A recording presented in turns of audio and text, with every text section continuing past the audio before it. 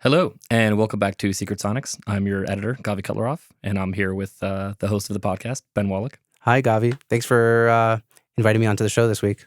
Yeah, that's the opposite of what happened. That is the opposite of what happened. Yeah, you invited me onto the show. Yeah, well, I figured you're in Jerusalem in person, and we actually just met up in New York also, which was really fun. Mm-hmm. And so figured let's get together and do an episode. Like, it's just an excuse to hang out, but to feel productive while we're doing that.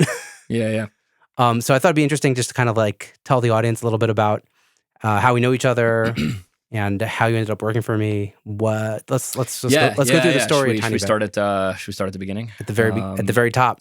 Yeah. So I've known you for a long time now. I've known you since I'm 26 now, and we met when I was 18, Wow. which is kind of crazy. Yeah, we was when I was 18, I was on a gap year program in Jerusalem for the year, and you were like a friend of a friend's brother. Was looking for a producer. I've always been a musician first and foremost.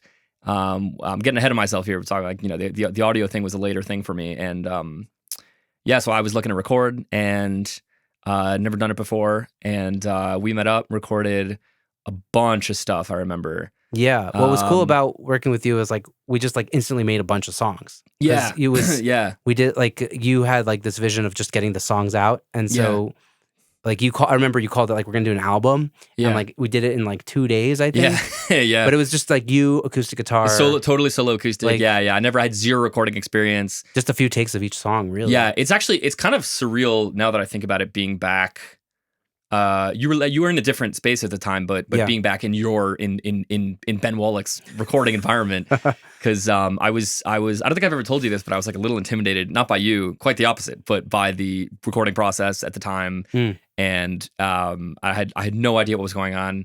When I left, I still had no idea what happened. You know what I mean? And it was like, and I knew how to perform, but it was like it's a totally different experience, and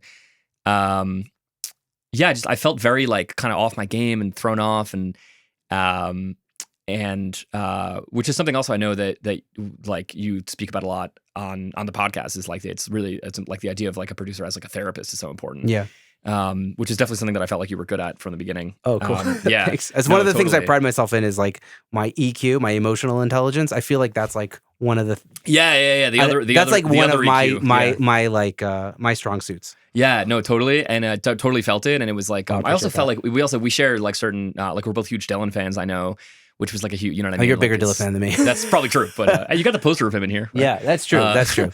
I think maybe more Beatles. I don't know what's our like more. Yeah, a ton of Beatles, ton of Dylan. We both get the singer songwriter thing. Totally, absolutely. Also kind of like the off the beaten path singer songwriter thing. I've also done the singer songwriter thing. Yeah, exactly. Well. It's been a while, but yeah. Yeah. So like that was, but anyway, it was like, so we did that. We just like kind of just like did a ton of music, and then I was back. I think the following summer we recorded a bunch more tracks. Right, we did a second album. Yeah, we did a second album. Like 2 a full solo album. stuff that I like never showed anybody. Just like stuff that I was like, really, friends. They're not available for streaming? No, they're all on Spotify under. I don't tell anyone this except for millions of listeners now, but.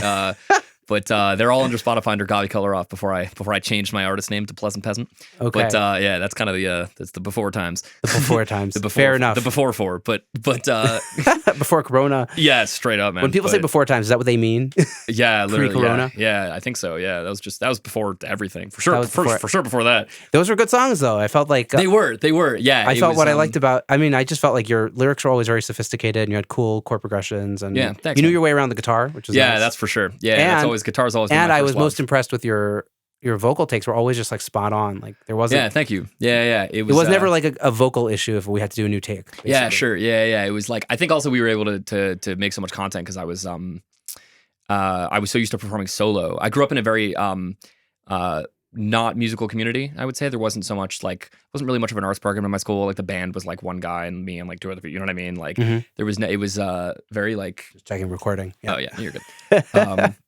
We'll leave this in. It's fine. Yeah. Okay. Cool. Sweet. But like the band was like it wasn't really an arts program. I was one of the only musicians. I went to a small like private high school. There was only there wasn't really much. I was one of the only musicians, and for sure in my class and generally in the school, I didn't really play with many people. So I just got really used to playing on my own. A lot of the people I was listening to was a lot of like Dave Matthews and Jimi Hendrix and like guys who were and girls who were just like just great artists who were playing very like a lot of Amy Winehouse, that kind of thing too. Like people who were people you could play by yourself and still sound interesting and rich. And like very kind of these like textured artists, and that was kind of a lot of my thing. So when I came in to record with you, I was just like so used to playing, I was just like not relying on anybody else, which is I think where a lot of the that's a lot of the how complexity in recording comes from. Like my singer-songwriter like era also started from a similar place. Like, I just moved to Israel, and for the first time I didn't have a band. I was like, I need to do something with these like feelings. And it's a weird feeling when you like you have all this like shit in your head, and you don't know, you know what I mean? Like, what's that speaking of Dylan, like what's the Dylan line in Maggie's Farm? I got all these ideas driving me, like floating around my brain, driving me insane, whatever that line is, you know. And there's definitely a need to vomit that out and put it somewhere, and when you don't have anyone else to do it with it, first of all, I think you develop an interesting voice, like artistically, and on the other hand, it also makes recording a lot easier because you're so used to, you know what I mean? Like for me, like that recording session was basically piece of cake. Yeah, because it was the same thing I was doing in my bedroom, right?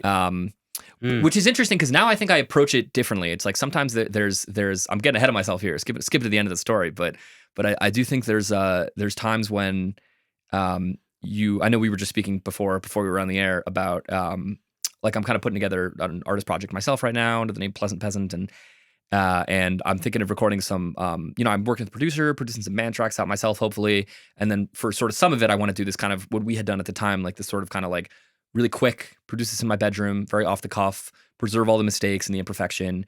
I want to deliberately make it, I don't have like a tape machine or anything at home, but like I want to deliberately kind of crapify the recording, and now it feels like more like I can do that. I can engage with that process recording wise deliberately, rather than this is the only thing I know how to do. And it's kind of like, that's cool. It's like an intentional versus. I'd like to opt into like I'd like 2 songs on this album or this EP or whatever, or this project or whatever it is, to be this kind of thing that used to be the only way I know how to perform. And at the time, I felt a little off my game because it was like I think I was very like I think a lot of artists who are inexperienced with recording very confused about coming into your studio and being like, you know what I mean? Like I don't think I was aware which songs I wanted to sound like that, and which songs I wanted to sound more polished, and had kind of an emotional vision, but didn't know how to articulate it.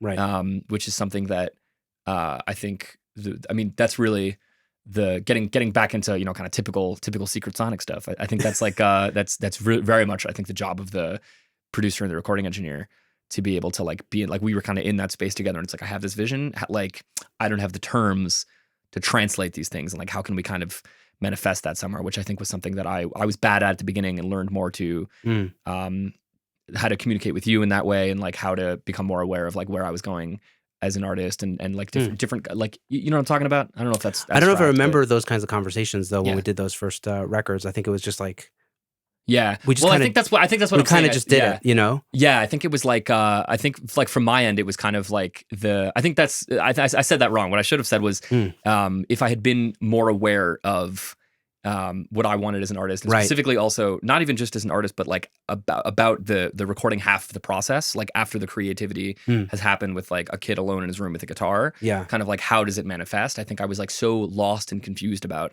how, which is I think why I think it's important that we like broadcast this stuff more to both, so that producers can understand and like recording engineers can understand artists and vice versa. I was gonna ask you this. It's like it's like how important is it for artists to like understand the recording process, I guess, before they get into their first this is actually a great segue into what we were so like so we like I said, like we were talking about, we met. We recorded these solo albums together, which I had no concept of marketing. Just like I just kind of wanted to put it on Spotify, show it to my friends. Feel like I'd done something, let it sit. We were both at the beginnings of our journey. Yeah, so, very if you think about it, like I don't know, totally. Like again, I've been doing this for like a decade, but like more. I've been doing this for 13 or 12 years or something. Yeah, sure. I mean, we're talking. But still, this is still 8 years ago. Yeah. So like, I really didn't know much. I was just kind of doing the best I could with the totally. Equipment I had and the space I had. And I think we were also like kind of struggling to understand each other not struggling. I think we had a great connection, but I think we were there was an element there that I think like you didn't totally understand me as an artist, and I didn't totally understand you as a producer, and we were both coming into our own identities as those things. I think I was more of like you were more farther along the line, I think. Well, I was more of an audio engineer, I think. Yes. Yeah. I was coming at it from like an engineering perspective. Like I'm just going to put up these mics and let you do your thing. Right. For those sessions in particular, that was exactly what it was like. Yeah. And I think it was like I certainly felt like I was at a loss to I don't think I knew how little I knew about the recording side of things. And right, but how could you? You were 18. Exactly. Yeah, it's a different headspace. Yeah. And yeah, so to get back what we were talking about before, right? So we did those things, those projects together. I went back to America. I was in college in Brandeis University. I was out of Boston for 4 years. Didn't study music, but I was writing the whole time. You studied literature? What did you study? I studied East Asian studies and psychology. Wow. Yeah, just pure interest. Also, also psychology. Yeah. Although I will say it's kind of a there's going to be a lot of these, but this is certainly a tangent. But there's a great Alan Rickman interview segment that I saw recently. The Severus Snape, the actor. He's a great. Yeah. Mm-hmm. He was a great. He was like a big British Shakespearean. He passed away like maybe a decade ago or 5 years ago. Recently, a couple years ago. Yeah. But he was like a real. He's a real hero. That guy. And there's a great interview I saw. He's really one of the greats, I think. And there was a great interview segment I saw with him where he was like, he was asked about advice for young actors, and he was like, do anything but focus on acting. He's like, go out and travel, see the world, pick up weird hobbies, learn different languages, talk to people in, like talk to homeless people on the corner, like go out, you know what I mean? Like get into the minds of people in corners of life that you don't normally interact with, and like it's tapping into human nature, right? And I think that's interesting. Yeah, and I think that's really something I definitely believe about art in general. And for sure, like I became a real history buff in college, and a big kind of student of culture, I think. And now I feel, I think I identify very much as a folk musician now. And that's something that I think in a way, I think really came from studying things that had nothing to do whatsoever with music. Like I think having eclectic interests and an eclectic identity is, can only help any artist really, or anyone working with artists, I think. Yeah. That's cool. Yeah, but so anyway, I was kind of I was studying that in school, East Asian Studies and psychology, and then afterward, I moved back to Israel briefly, and we did another project together. A couple of those are actually I have on Spotify now under Pleasant Peasant. And, nice. And I came back. It was like a 1-day session, and then you left really quick. Yeah, it was a pandemic. It was like a crazy. And then we were like planning a bunch more, and then it was like totally hit the fan. Oh my God. Yeah, it was an insane time. Like a lot of people, I think we were like psyched to start a project, and then just we were out of there. But, it was done before. Yeah. Yeah, but I was like, but I went back to so I went back to the States after that, and ended up moving to New York, and I was kind of like, okay, I'd never really been, like I said, I'd never really been part of a scene before, and I wanted to be around a studio environment, and feel like I was kind of part of that musical world, without really understanding what it was. I think in the beginning, I certainly don't think I was in any position to say I would have been in any position to be like, I want to get into audio, I want to get into sound. Like it was much more like even at the time I was probably 22. I don't really think I understood it. It's about probably 23. It was like 3 years ago, pretty recently. I went to so I ended up getting an internship at a studio, and it was really like crushing in the beginning. It was a pretty typical internship. I think there was like, it was a smallish space, and the guys who owned it were kind of like, yeah, like come on in, do your thing, like look at the equipment. But they were very hands off. They were like answer questions when I was around, and there were no kind of clients in the space, but like no one was recording or anything. But they were very hands off. They were very like, I don't think they realized how little I knew, and probably shouldn't have been there in the first place. And certainly didn't go to school for it and anything. But it was like it was a very discouraging environment, and I found it to be.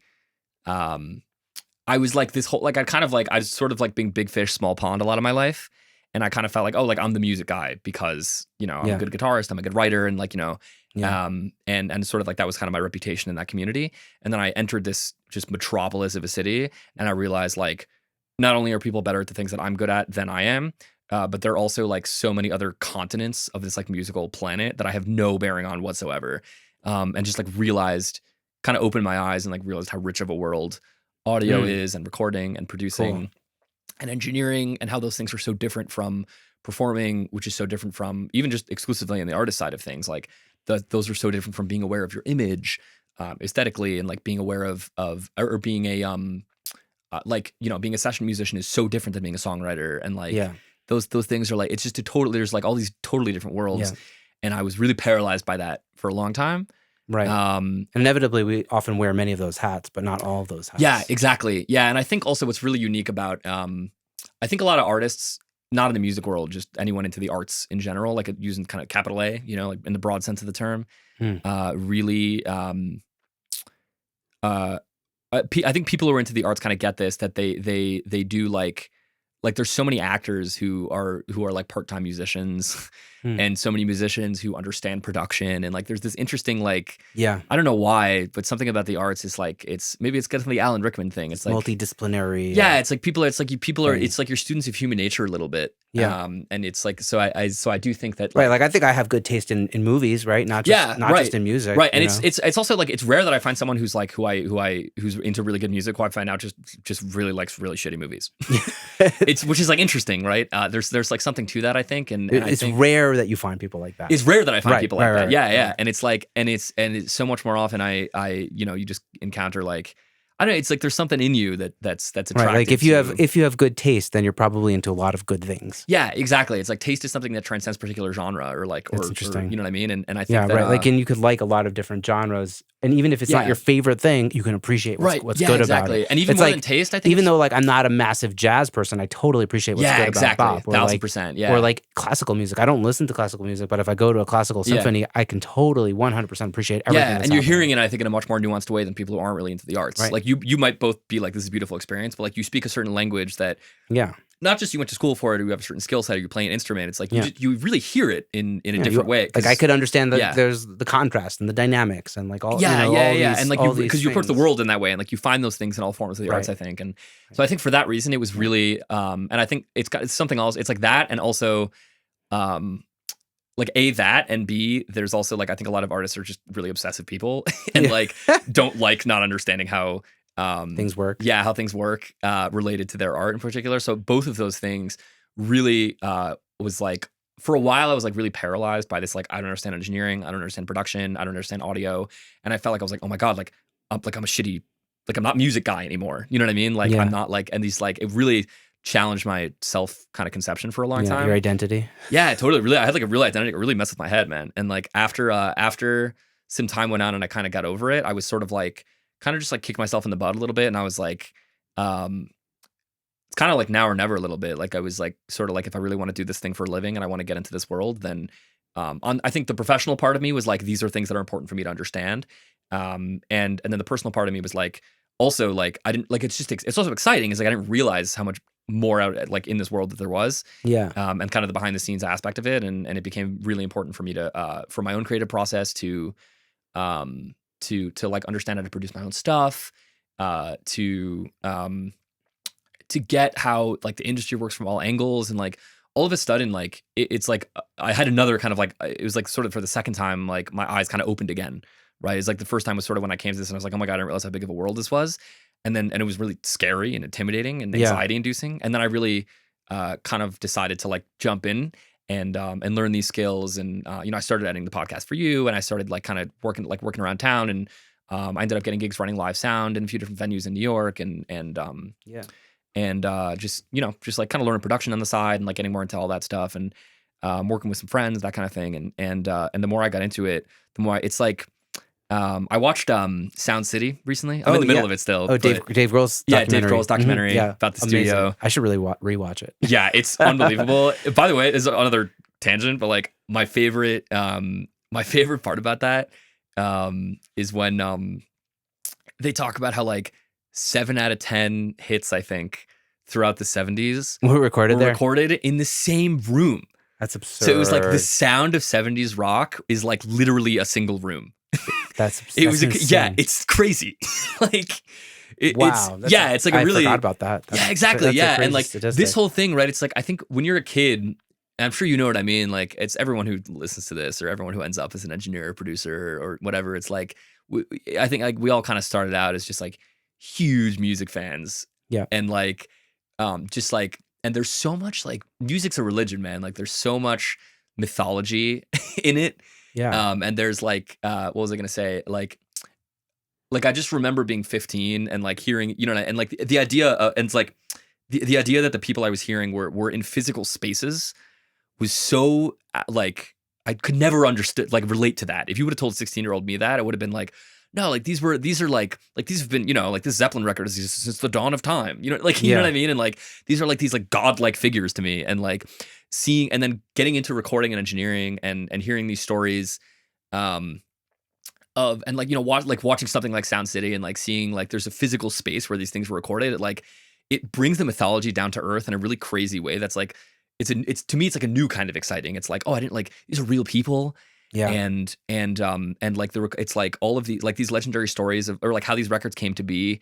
They were not like, these aren't like produced by gods and like, they're not, you know what I mean? And by like, mere mortals. By mere mortals with like just a really just profound understanding of sound. And a lot of the time, especially like in the early eras, like in 50s and 60s, like just stumbling their way through recordings and like accidentally stumbling on like brilliant precedents. Did you watch the Let It Be documentary? Yeah. And just like Glyn Johns is like in his 20s, Yeah, it's insane. Yeah, he's and like the same age as the Beatles. Like, which is crazy. Yeah, they're all like 15-year-old kids. You know what I mean? Yeah. And none of them have any idea what they're doing. Late 20s. Yeah. No, I mean just like they're all like beardless, and you know what I mean? Yeah. They look like so young. Yeah, it's crazy. And like they're what was I gonna say? And yeah, like a lot of the time it's like, I mean, on the one hand they understand, like the physics of sound like so profoundly, and on the other hand, like this technology is like so in development and you can so see it. Like they're like screwing around half the time, and they're like messing around with like what they're like, where they're miking, and like they bring in like those, like I remember that scene where they bring in the amps for the not the Whirly, the Rhodes, like the Fender Rhodes amp. They're just like wheeling it in fresh out of a box. George like brings it from his house or whatever. He's like, you know what I mean? He's just like, he's in his like big, he's in his big furry coat, and he like asks, he's like, I just like brought in the A-track from the house, and it's like, I think that was the same scene, but amazing when they're moving into what's it called? The Apple headquarters. Yeah, exactly right. But you just see them. They're just studios in the middle. Yeah, they're just such regular people, just kind of figuring out how to make this record, which like for us is like, like you said, mythological. Right. It's like, but it just happened, and they're just kind of, like they left, like whatever. Paul left that bad chord and let it be, Yeah, exactly. Right. It's like, it's so funny also, because like I think when you're this like rock and roll kid who's like just obsessed with this, like just with this, at least that's what I felt, and from listening to your voice every week for the last 12 months, I know that's what you felt too. That like there's this real like religious, like spiritual reverence, I think, that a lot of us have for this kind of culture. And it's like, even the mistakes that, like, it's such a funny thing, right? It's like, it's the, like someone will like, there'll be like a fucked up chord that like made it into a final recording, and it'll become legendary. And then you'll hear that story when you're like 15 or something, and you'll be like, oh yeah, like, like the I can't think of an example right now, but like this, whatever, like this chord, like made it onto this track forever. And it's like, that story itself becomes part of the legend. It's like the humanity of it is totally squeezed out. Like even the human errors are like these funny, hilarious, legendary stories, right? Yeah. And it's like, there's something about a combination of like, it's like when I started to listen to like, professionals talk about on the podcast every week for the last year, like about their experience from like every era, from great to small, and like all these different artists, and what growing up for them was like, and combination of like doing that, like getting into it myself in a meaningful professional way for the first time, and like watching things like Sound City and Let It Be, and like it all just kind of came together, and like sort of, it was like this crazy moment where I started to like rethink back on like all the music that I had listened to as a kid, and all the stories I had listened to, and all the kind of tropes about like what the recording experience is like, and how intimidating and exciting it could become into a studio, and like it became this whole like second life, you know what I mean? Like it was like, oh my God, like all of it's like, it's all real. Like it's not just like, I'm not like in the suburbs listening to these like mythical records. Right. Brought it down to earth. Yeah, which is a really, and it was kind of weird, man. It was like a really trippy experience. Yeah. Like realizing that, like being like going from artist to like sound person, whatever you want to call it. Really like it breathed a whole new life into the artist thing too. That's like, interesting. Yeah. Does that make sense? I think so. I want to say something about what you just said. I just like, when I made like a record in 2013, which doesn't sound as good as what I would do today. Sure, of good. Never. But this is also part of the point, is that like when I was, I guess, how old was I when I made that record? About your age. I was 26 in 2013. Right. And for me, like leaving in those mistakes was like I was like, oh, I love that scratch on the guitar. Like let's leave that in because like that's what the cool records have. They have those like amazing. You're like, that's how it happens. Those amazing mistakes. Yeah. And like as I developed and became more of like an engineer, became more obsessive, blah blah blah. Then you start to like remove all these mistakes, and then you kind of get into this mode where you're making like almost very sterile recordings. Yep. And yeah, now I'm trying to like break free of that, like that's where I'm like trying to go back to that like inspiration as like a outside of music at the beginning. You want to talk East Asian studies, something that something, when you're naive, when you're young, you're naive and you're passionate and you like you still remember how much you love those mistakes on those records. There was 1,000%, and I think that like I studied a lot of Chinese philosophy in college, and something that I always really admired is the I wrote my thesis about a Chinese philosopher named Zhuangzi who speaks a lot about it's like a 3rd century BCE, Chinese philosopher. And he speaks a lot about unlearning. And I think about that a lot in the arts. And I think in the arts in general and music in particular, I think about it all the time. It's like, it's something that you hear in common with all masters. Like all masters in really anything, forget just the arts or music, just they all talk about it like they didn't know what they were talking about, then they really knew what they were talking about, and then they went back to basics.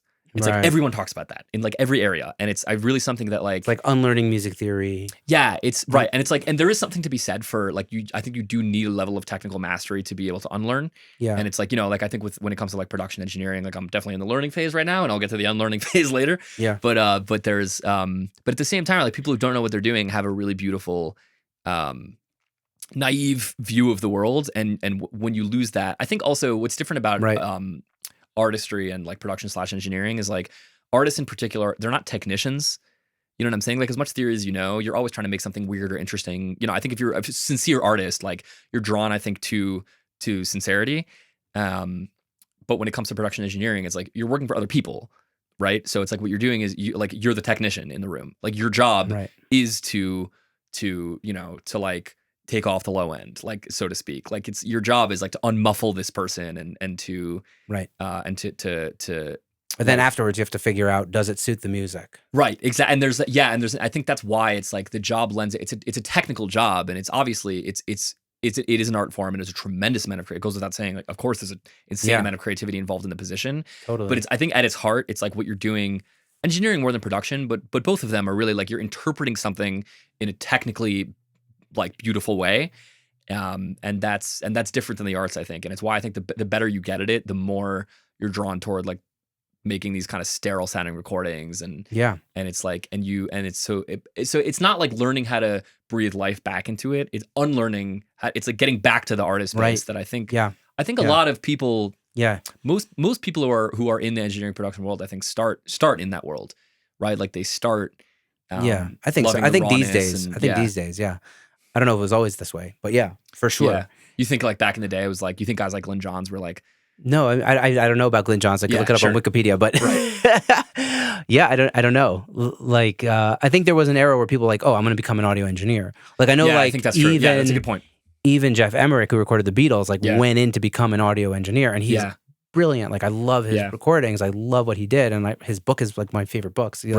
But like I think he went in as like I'm an audio engineer. Yeah. And I think these days, I think the processes have meshed more. That's what. I think we're at call, like people like millennials and maybe Gen Zs are like post internet. It's like a whole different world. Because we have access to the stuff, and we also have access now to knowledge. Like when I was starting, we didn't have this access. Like we have to, like podcasts like mine didn't exist when I was starting. I remember going on Gear Slots and like. What mic should I buy? Yeah. And feeling super intimidated by like what people are going to respond to me, like, or they're going to think I'm a noob. Yeah, right. And that is, I think, is slowly changing a lot. Yeah. And I think it's also, I think why there's more women now in the industry, or hopefully there can be more. There's much less of a barrier to entry. Because there's less of a barrier to entry, and there's less of like the big boys club and totally. All these. Yeah, it's like roles are a lot less defined. You know what I mean? It's like things are more accessible to different kinds of people. And I think it's also like kind of to like get back a little bit to what I was saying earlier, that like I think there's something in like artists and like people who enter art in general and creativity really like creativity in all of its forms, and really don't like not knowing things. And I think it's like the fact that there's so much access to all this stuff nowadays is like it's like it took about 10 seconds for people who, you know what I mean? Like I think if you would cast a lot of those old school audio engineers and musicians like nowadays, I think they both would have understood a lot more about each other's positions now, because they would have had the natural desire to, and they would have had the resources. But at the time, it was like much, you know what I mean? Like, I also think like you were saying, roles were more defined. Yeah, the industry itself was like also much more, it's like everything kind of feeds into each other. Yeah. I also wanted to talk about like bringing things down to earth. And I've mentioned this like probably a billion times on the podcast of like, when I went to AES in New York in 2017, I was like, oh, they're just people. Yeah, it's like and before. Yeah, I was so intimidated by people before that. There's this big like legend, right? It's like this big myth. Like and it's like this.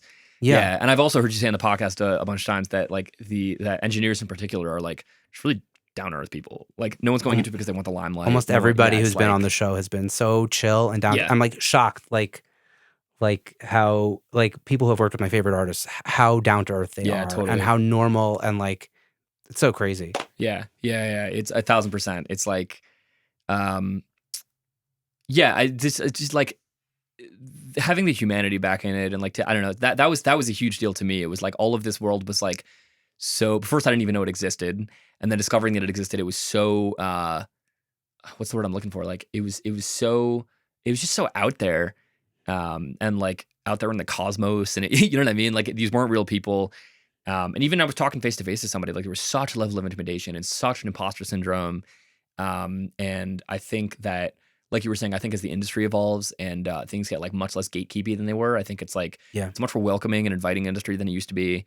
And it's the artists are insecure people, you know what I mean? Like it's like that's true. Yeah, we're all really worried about our reputation and how people accept us. Yeah, how people accept us, and we all think that like because I hear something prettier than me.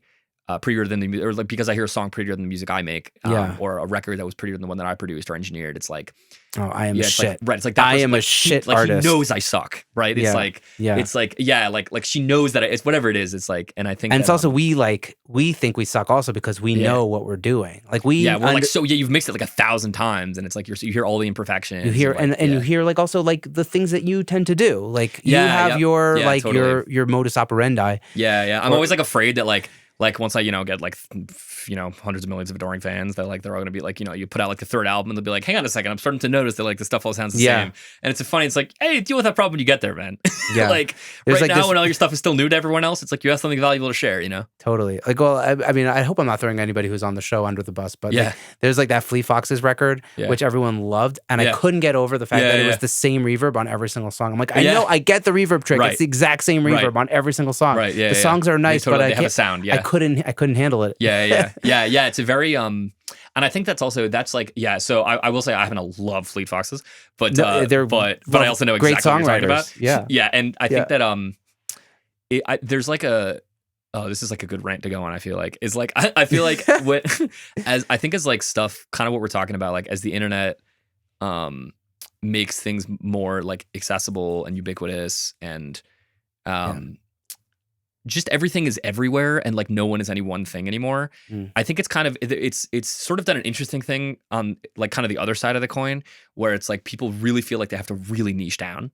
And it's like people are it's like, and especially like if I can complain a little bit, honestly, it's like as like as someone who's like trying to make music and also get into the kind of the like the recording side of things also in New York, it's like there's such in New York in particular, I feel it in the world in general now, and I feel it in New York in particular, I think there's really a very stifling atmosphere of like, you have to have a really specific, strong brand.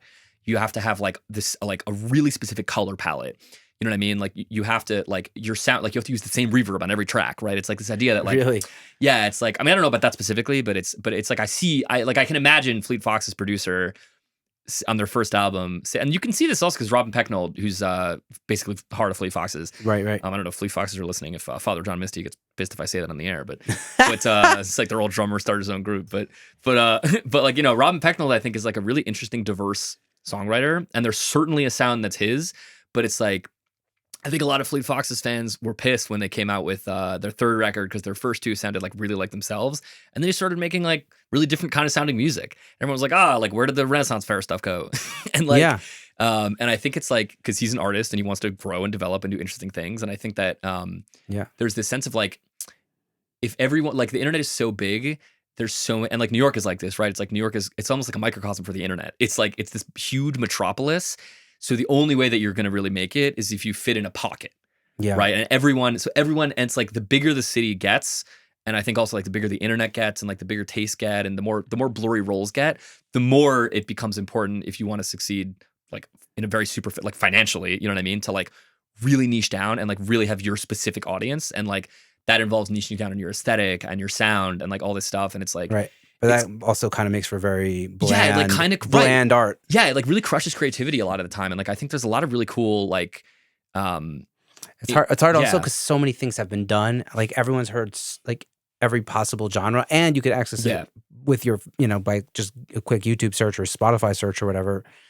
That it's like, people are like, oh, this has been done before. So you overthink. It's like genre. You overthink your I saw TikTok. Artistry. I saw TikTok a little while ago that was like so funny. It was like, what do you do in the '60s? And it was like, it was like a an anonymous fan, like POV, whatever, like asking an artist like what kind of music they make in like in the '60s. And it was this guy like who kind of looks kind of stoned, and he's like, oh, make rock and roll, bro. And then it was like, and then it was asking someone in like 2022, what do you make? And he's like, oh, I make like like alt post rock, like folk blues. It was like this like 17 genre amalgam of like, and it was like, it's funny because it's like you would think that as. So I think that on the one hand, I think that like the more accessible and publicized things get, it's like things are less elitist. They're warmer. It's a more welcoming environment. It's like there's a real like pluralism and openness of resources. Yeah, things are the door is open in a way that it's literally never has been before in all of history, which is like really amazing.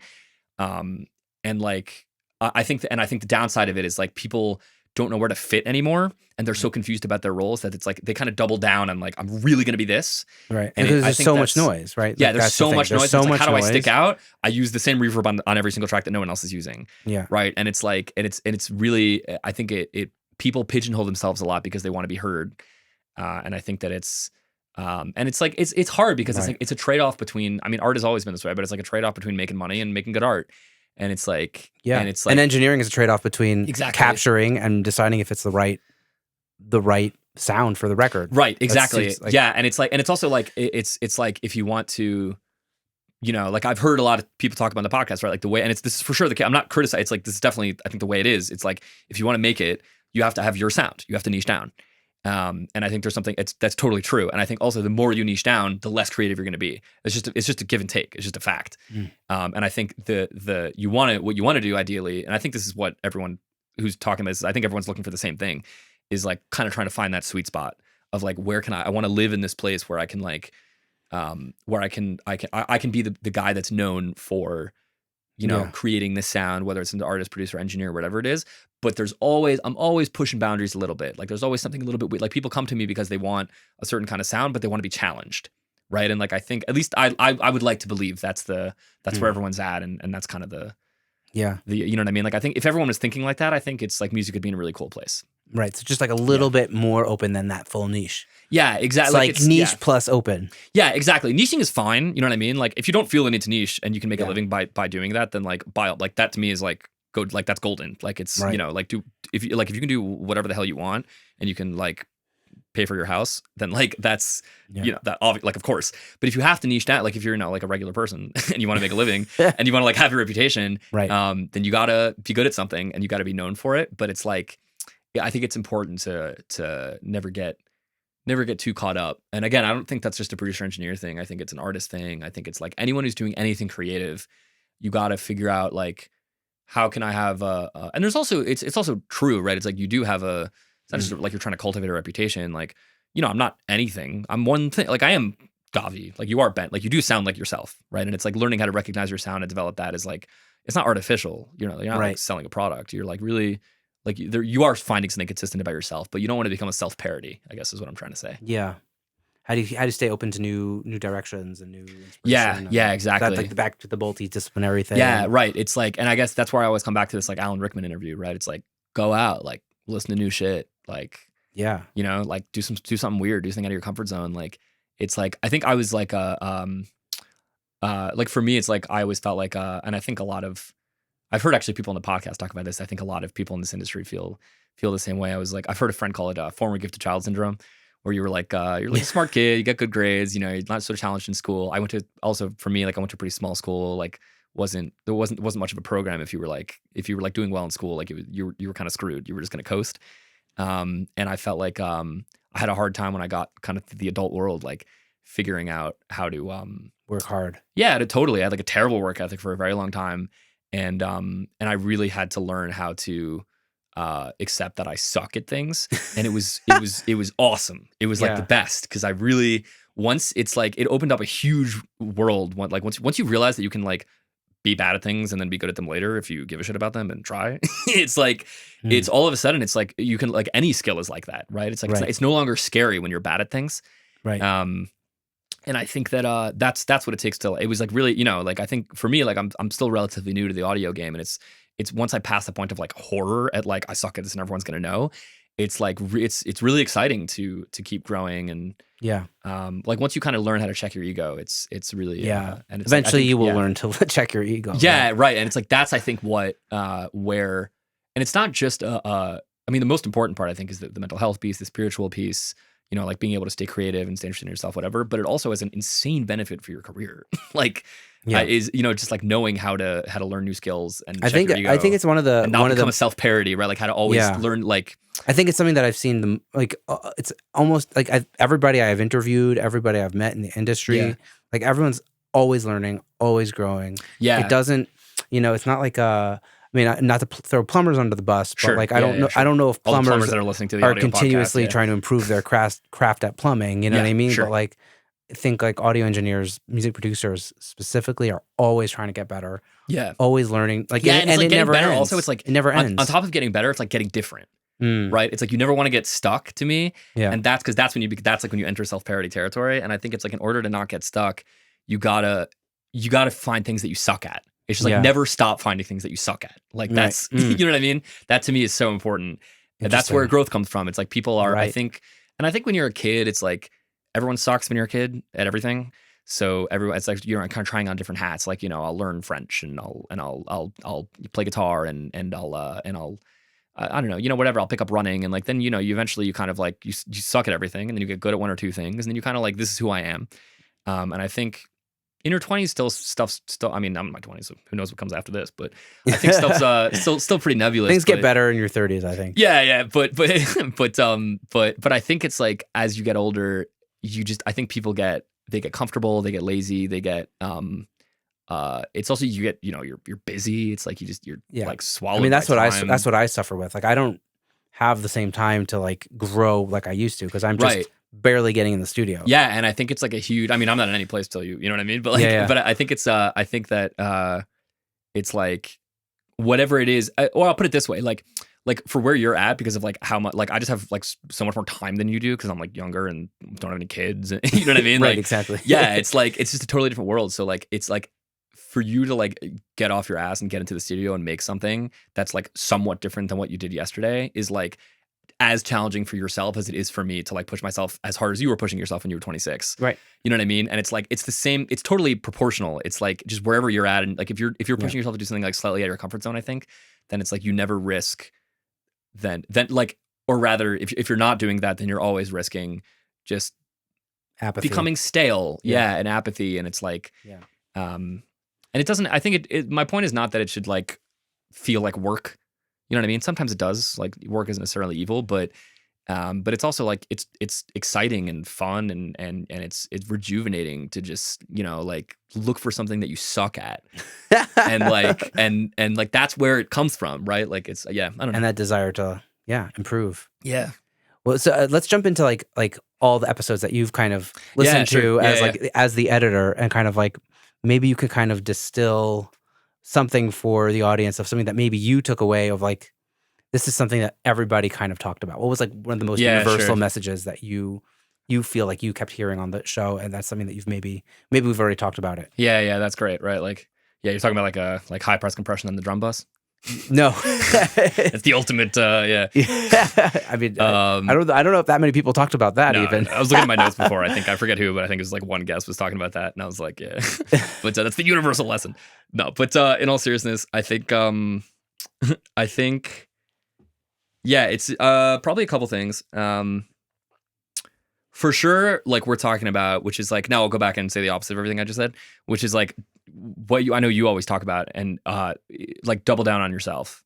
Yeah. Whatever it is that's your thing, and that's I think it's truth is that's different than doesn't mean never learn and never change. But whatever it is that or another way of saying it that I really liked, I was looking at my notes before this of I've taken some notes for the last few months on the podcast, nice. And like some of my favorite things that people have said, and I forget who it was that said this, but somebody said you know, like do what you're emotionally drawn to, which is a different way of saying the same thing, I think. Like double down on yourself. Yeah. And I really love that. It's like, if there's something, it reminds me of, I saw a Seth Rogen interview once where he said he found this like kind of paradoxical principle. He found that the more he was writing things that were particular to him, the more universal response he got. Yes. So, you know, he's writing, not Role Models, and totally zoning out, but what was Superbad, right? He read Superbad, and it's like, he famously said it was a story. It was basically just his childhood. It was like just a hilarious ramped up version of his, what it was like at 15, which is this insanely niche, like Jewish, suburban, stoner, you know what I mean? Yeah. It's like, it's a very like small group of people who like had that exact life. But he felt like the more he was talking about, like, he's, instead of like, I am trying to reach you, kind of like, I'm trying to reach myself. Like, I'm making music that makes me cry or that makes me dance or whatever it is. And it's like, the more you do that, it's that. Yeah. Speaks to other people. Yeah. Or rather, it's also, like we're all, you know, all humans, we share so much, even though we feel like we're so different and unique. But like, if something is emotionally connecting to me, there's a very good chance it's going to connect with a lot of people. Exactly. And it's not necessarily going to be like a top 40 thing. Yeah. If you want to like play MSG, it's like maybe not the move to like bet on yourself. You know what I mean? Well, look, which is like a sad reality. Wolfpack did great it. call. Yeah. They totally killed it. And it's also, it's not like you look at any roster in MSG, it's not like there's not a lot of amazing, genuine artists on that list. But it's like, you know, like, but if you want to lead like a spiritually fulfilling life and like, and always be challenged and more than that, like, you know, like get clients and pay your rent and like get, you know what I mean? Like get people who are coming to you because of like something that you're good at. Yeah. And you're passionate at. It's like, it's so much harder to work at something you don't love. And it's like, when it becomes a job, it's like, yeah, you can do it, but you'll be working your ass off. You'll burn out. It's like, you're not going to do the work as well. Like, I can work a 15-hour shift at something that I care about and be moderately tired at the end of the day. And I can work a 6-hour shift at something that I hate and I'll want to kill myself at the end of the day. Yeah. You know, it's like, it's just a different, and it's like, if you do things you're emotionally attracted to, it's like, yeah. So that's one thing I think. I think the other thing is, it's also like, I think a lot about this. It's kind of like a form content thing, like form content, like form versus content in that, like, you know, to use the Superbad example, like, I think like go on. Seth Rogen's, you know, it's a very specific McLovin childhood, that he's talking about, right? It's like, that's actually a great example, right? It's like the overwhelming majority of Americans don't know a McLovin in their lives, but like everyone who loved Superbad like really knows a McLovin. Yeah, you know what I mean? And it's like, which is hilarious. And I also think it's like the form, but even more than that, it's like everyone knows someone like weird and quirky and hilarious in their lives that they can kind of fit into that role, and it's like, the content of the specific thing might not be relatable to everyone, but because there's a sense of it's such a personal movie. It's like whoever made this movie like really lived through these, like something like this is like a real, like, you know, it's a hilarious comedy, but it's also it's like there's a lot of sincerity in that movie. It's like someone really like, there's a lot of love and it's a very precious movie. I think it's funny to say it like that, but I think like that's certainly how Seth Rogen felt about it, and it shows when he made the movie. Yeah, you know, and I think like a lot of, and it's like it's like the form rather than the content, right? Like the content might be unique, but the preciousness is something that everyone can relate to. Like, I think that a lot of people feel that way about their childhoods, or like hilarious people that they knew that, like, you know, they used to make fun of when they were kids or whatever, you know what I mean? Like, whatever it is, like some quirky thing about how you grew up. And I think it's the same way with music and, you know, like the arts in general is like, if you're creating something that you're like really emotionally attracted to, then someone might hear and be like, I've never heard music like this before. But it's made so lovingly and so, or so cerebrally or whatever it is, like something so off and interesting and unique about this that I have to listen to it. And I think that's where newness comes from in music. It's like more form than content, right? If that makes sense. It's like, if I was trying to make something new, but I was trying to make something new, I was like trying to reach you with it, then it sounds artificial and sincere. Forced. Yeah, it sounds forced, and you can hear the, you know, like the weird blend of Logic plugins, and you know what I'm saying? It's like, but if I'm just trying to be me and I just do it really lovingly, then it's like people hear it and it catches people's ears. I think I like to think. You're saying so the form is really the authenticity. Yeah, it's how much you love what you're doing that or how passionately you feel about it. That's what communicates with people more than what it is. Right. I think it's like I love, you know, like old time folk recordings. Like, you know, listen to like Carter family stuff from like the 30s and 40s that like, you know, there's like, it's like vinyl scratch all over it and it sounds like shit. And I love like really gorgeously produced, like hip hop stuff coming out now. And it's like, what they have in common to me is just like both the people doing it just really believed in what they were doing. Yeah. It's like much more than it's like, doesn't really matter what kind of music it is. Nice. Okay. That's awesome. Yeah. Yeah. Great lesson. Yeah. let's all be authentic to ourselves. Yeah. With our art, and it's hard sometimes as service providers, but we have to figure out a way to kind of do that for our artists, and hopefully those are the people that keep coming back to us. Yeah, I think that's actually I think that's a really good thing you said. is that we're service providers.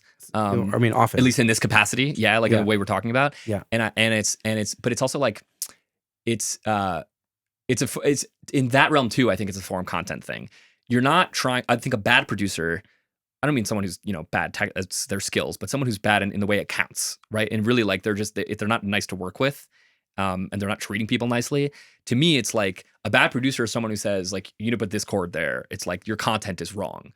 Like, no content is wrong. There's no such thing as that. The form might be wrong. I don't like. You might not be at like. There's something uncomfortable and awkward, I think, about being like, you might not be at a skill level to do this, and that's like a very technical thing you got to broach. Like, how do we bring somebody in? Like, how can whatever it is. But it's or just let it sit, whatever, maybe that's a different issue. But what I'm talking about is more like how like I don't think you really believe in what you're doing, and that's really important, I think, because what you're saying is like, I believe in you as a person and as an artist, and what you're playing in the studio right now. The content is, it can be beautiful, it can be crap. It's like, I don't care. Like, if you believe in it, and I want to feel that you believe in it, right? And I think a good producer can be. I think you don't need to be harsh in any way. Like, if you can, the best way is always to do this in like the most welcoming, warm, friendly way. But if it feels like they're hitting a point where like, like, I think like the tough love thing is kind of like, it's sort of taboo, but I think it's like, it's only appropriate insofar as you got to be careful though. You really have to mean it. But I think like, if you really believe in your artist and you feel like the form isn't coming through, then it's, you know what I mean? Then like, that's not going to communicate also to listeners, and they're not. And it's like, if you want to create something you're proud of, then you want to create something that you believe in. And I do think to some extent it is kind of a producer's job to be able to elicit that sincerity out of artists. But you have to mean it. Again, like, it can't be an ego thing. You can't be like, I want to hear something that I love. It's like, I know that you love what you're doing, and I don't believe you right now. You have to wait till they trust you.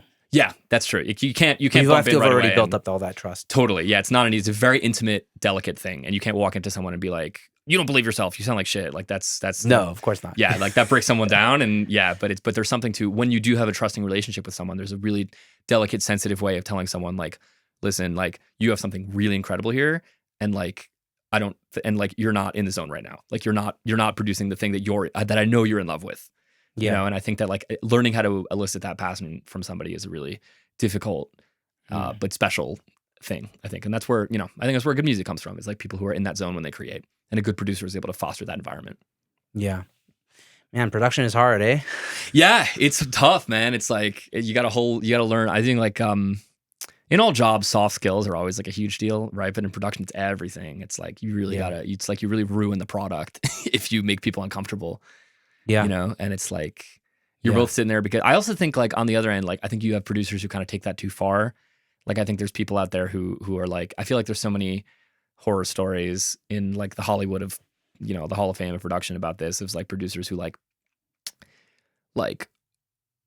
it's weird, man. It's like people will say stuff like, oh, like producers will say to their artists, like, I love what you're doing so much that like you need to stop treating it like shit. And you know what I mean? It's like, oh, like, it's like, we both love music so much, so like, why don't you step your game up, kind of thing. And it's like, I think that's just real bad. It's too much. Yeah, that's what I mean. It's like, you gotta, like, there's a person in front of you, and the person and the art are not really different. I think it's like, we're here making, I think that's kind of what I'm saying. It's like, you're trying to, I think a lot of producers try to separate the art from the artist, and there's this like, I am, because we both love the art so much, I'm gonna kind of whip you into shape, because we want to create something that's really gonna like affect humanity and whatever it is.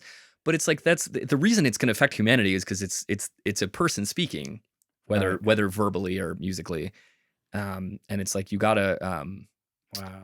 Yeah, you know what I mean? Interesting. Like, yeah, like, you have to. No, for sure. Listen, like you have to really. Artists, they for sure tie up their identity with their music, and it's all tied up. And like, like, I remember when I sent off my album to get mastered, I I felt so vulnerable. Like this outside person who has more experience than me is going to listen to my songs and tell me what sucks, right? Yeah. It's like horrifying. And and I think, like so it's just like, wow. Like I think I've evolved a lot since then, and I don't necessarily tie up my art with my person, or I'm able to kind of dissect those a bit more. Yeah, sure. But separate them. But you still, I assume, believe in what you do, right? Like there's still you in the art that you make. Yeah. Like it's not just this like technical, I'm just gonna like make a catchy song, you know what I mean? Which is sometimes it's a ton of fun, you know what I mean? Like what's that old Beatles tale where like Paul was like, we'll write ourselves a swimming pool. Yeah, well these days I'm mostly helping other people with their songs, and I'm just trying to like strike that right balance between like, what about this idea versus do you like that? Like, and if an artist doesn't really respond to what I'm doing, or like they say, oh, everything's great, like then I don't know if I'm on a good path at all, because I kind of waiting for the artist to kind of give me their contra, what's the word, like that counterbalance of like, no, that is really good, because like I need that extra affirmation, because I need it to be true for them also. And that's what I'm saying. It's like you want to elicit from them. I think what you're doing in those conversations is like you're trying to elicit some kind of belief. Yeah, that's what it's like. I keep coming back to it. It's like, I always feel this way. It's like are you like, if you're happy with this, then I'm going to keep going. Yeah, right. Because like I want you to tell me that I'm doing something wrong, because that means that you believe in something. This is how I would do it, because that's what I'm inclined to do. Right. This is where my brain goes. And if I was making for myself, I'd be happy with this. Yeah. But do you like this? Right. Exactly. Yeah, exactly. And it's like, or like the technician thing, right? It's like what I'm doing now. Like I know that I'm good at my job, and I know it sounds technically really nice, but like I need to know that you feel that this is sincere. Because if you don't feel like it's sincere, then no one else is going to feel like. If you don't feel like it's sincere, and you've heard this 1,000 times, no one else is going to. They're going to scroll past it on TikTok or Instagram or whatever. No one's going to give a shit about it. You know what I mean? Yeah, that's way beyond what I'm thinking, but I like that. Yeah. That's fair. But it's like the same kind of same too. Like it's like it's not like I'm thinking that like when I'm making music myself or like working with anybody else or anything like that. But I think it's true that like there's, if you're like you really, it's like, to me it's always about eliciting belief and sincerity, and it's like, and I do think that. And again, I think that like that sincerity is wrapped, to some extent, it's wrapped up with that person's identity. And I think there's a healthy distance you can have from it. You don't need to die on that hill for sure. Like, I think that's kind of the other side of the coin. But it's like artists who just, wrap their whole, like this song, no one listened to my song, so like I'm just a worthless piece of shit and nobody cares about me. It's like, you know what I mean? It's like there's a very healthy distance to be had from that. Right. But I also a lot of times those are artists that don't release anything because they're too precious. They're too self-conscious, too precious. Yeah, exactly. And they might be really amazing artists too, right? Which is like a shame. Right. But I do think there's like, on the other end, it's like there is like there's something to be said for like there's you in what you're doing, and if you're holding back you in what you're doing, then I do think it kind of falls on the producer to be like, I'm gonna make, ideally in a really positive way, like a healthy environment for you for this to come out. Like I want, like, you're not, something about you, like this belief isn't coming out, and it's like, and it's not about the song, it's about you. It's like you, a person, something about you doesn't feel comfortable right now, or is in doubt about what you're saying, or is just out of the zone, or you know what I mean? And it's like figuring out how to get that is like a real tough thing, but it's where good art comes from, I think. Yeah. So in summation, like we need to be sincere about what we're doing and what we're bringing out of people, but also like, that's you sensitive in every way. You need to be sensitive also, to the music, sensitive to the person, right? Sensitive, you know what I mean? But like, also figure out a way to like carry it across the finish line. Because a lot of art doesn't make it across the finish line, and so we have to right, like kind of tempering that, right? Like the middle way. You know what I mean? Like you got to because otherwise you can't move on. Yeah, and like I tell so many artists, like this is not going to be your masterpiece. Like you need to just put it out, do the best we can, and move on, and then eventually you'll have something. Yeah, it's something I love. It was in that change gears a little bit. It was like kind of go from the opposite angle. This is something I saw in that same Seth Rogen interview, actually, where he was like talking about working with Judd Apatow. And when he first started working with him, Judd Apatow was like, he's like, I want you to write me like 100. Apparently, he does this to a lot of his writers. He said, I want you to write me 100 single page treatments of just like movie summaries, just shit out 100 ideas, which is insane. And Seth Rogen, I remember this joke. He's like, maybe he just like wanted a bunch of movies he could rip off of his writers, but he thinks that the reason Judd Apatow made all of his writers do that is because it taught them how to be less precious with their writing, and how to approach it as a craft, right? But I do, and it's also like I know like fiction writers always, and nonfiction writers, like writers always talk about that, like pick up and just write 1,000 words every day. It doesn't matter whether they're good or not. It's like just over and over and over again. But I think it's like, and that's the distance piece of it. right? Is like be distanced from what you're doing, approach it as a craft, know how to recognize it, like what are the kind of objective goods and bads here, be able to just work quickly under pressure and with deadlines, right? Yeah. For someone else. And it's like, right, that's the other thing, right? It's not even these aren't your, you're not profiting off of this idea. They're not emotional to you. Like someone else needs them to put them on a screen, right? And it's like, but on top of all that, it's like the reason that it's good to have the distance is because then, I think to me at least, when something that is your masterpiece, when something that you do believe in, that you are precious about, that you are afraid to release and be intimate, vulnerable with, because it's so intimate to you, comes to you when you're kind of blessed with that, whatever, like wherever the hell that stuff comes from, it's like you're so prepared for it because you've spent so much time crafting these things that aren't precious. Like your skill set, it's like those things I think are like about developing a skill set so that when the important stuff happens, you are in a good place. And that's, I guess, that's sort of why I feel like I'm towing the line here. It's like, I think that's important for like artists to be like, not be too precious about your work, not get wrapped up to identity, not get your identity too wrapped up in it, so that when something comes along that your identity is totally wrapped up in, you can treat it appropriately. And you're like, I'm not going to screw this up. I'm going to kind of do what it deserves. I'm going to feel really sincere about it. I'm good enough to give it the form that it deserves, and whatever it is. You know what I mean? Yeah. It's kind of how I feel about it. And then sometimes the things that are the biggest things or the most important things happen very, very fast, and sometimes without overthinking it. Yeah, 1,000%. Yeah, and it's but that's kind of what I'm saying. It's like it's like Dylan talked about. There's a great story between Dylan and Leonard Cohen that Leonard Cohen asked him. Dylan asked him how long it took to write Hallelujah. It's like some apocryphal story, and Leonard Cohen was like, it took me like 2 years, and like had like famously he had like 100 notebooks with like alternative verses, and he like culled them down, and it's like there's this like biblically perfect song. Yeah. And then he asked Dylan how long it took him to write like a Rolling Stone, and he was like 20 minutes. And it's not a better or worse thing. It's just like, and I think that like for Dylan, it's like from such a young age, he was just writing like 5 songs a day. You know what I mean? And it's like, so that when the masterpiece comes, that's kind of what I'm saying. It's like he's so used to writing things that aren't precious that when something that was precious came to him, it was so easy for him to turn it out. Yeah. It's like, I think that's why like masterpieces don't come quickly to people who don't work quickly on shitty things. Right. All the time. Do you know what I'm saying? That's the Beatles, right? Like the Beatles, just they would go to each other's houses and just like, we need a couple songs for the record. Let's go. Yeah, they would just it's like they would literally churn it out. Yeah, and like that's where the masterpieces came from. Like I don't think like I don't know, like I love You Never Give Me Your Money. Right, it's one of my favorite. Me too, by the way. Yeah, super underrated. One of my favorite. Yeah, it's like I think that might be one of my favorite top 3 me Beatles too. songs. And it's like 6 different songs in one, and they're like completely different emotional spectrums, and they're all perfectly. Yeah. Oh, it's an unreal song, and it's like the bass in that same tune is always like all over the place, and it's like it's such a great tune, and there's such an emotional like dynamism in that song. Like it starts out just this like makes me want to cry, gorgeous, weird, eerie thing. And then it's just like, what is that? Out of college, money spent, see no future, pay no rent. And it's just blues shuffle thing. Yeah, all the money's gone away. And it's like 2 seconds after that, and it's like you can't like it's such a masterfully crafted song, and it's so clear. That song is particular, such a great example. It's so obvious that like they only were able to come up with a song like that because they were just writing so much bullshit for so long that it's so easy to turn. It's like when you have these beautiful ideas, it's like it's just there's such an effortlessness about that stuff. And it's like the masterpieces don't come out spontaneously if you don't do the Judd Apatow's, like 100 single page treatments. I talked about this recently on the podcast about like the improv. The thing that makes improv great is if you say yes and. Mm-hmm. Yeah. It's like instead of saying like, no, let's not do that. Let's try this. Like if you're always yes anding, you're going to come up with like and it's crazy, a muscle. It's crazy. It's like the more stuff. improv is like, anyway, it's like crazy. Going into improv is always really crazy because it's like, you ever seen improv, like a live improv show? And you're CCL? Like, yeah. Chicago City Limits? And it's like totally. And it's like when you see a good improv show like that, it's like, at least I feel like an idiot. Like, you know what I mean? Like I walk through my daily life and like, I don't know, I think I'm a funny guy, but like you go to like improv people and you're like, these people are insane. Like, how do they do this? And it's like, cause they practice.